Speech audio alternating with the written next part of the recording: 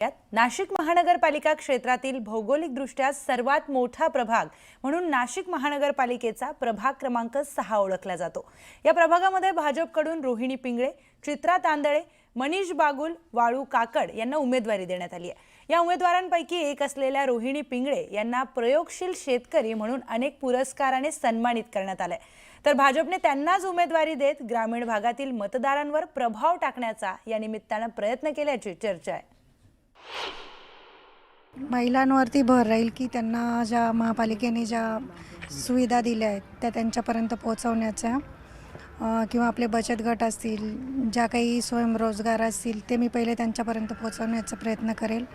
नंतर बऱ्याच ठिकाणी आम्ही पोहोचल्यानंतर रस्त्यांची रस्ते, पाणी झालं किंवा लाईट झालं ह्याची व्यवस्था करू।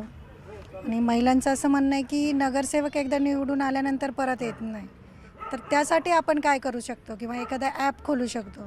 त्या ॲपद्वारे आपण त्यांच्यापर्यंत पोहोचू शकतो, त्यांच्या समस्या आपल्यापर्यंत पोहोचू शकतील याचा प्रयत्न करू।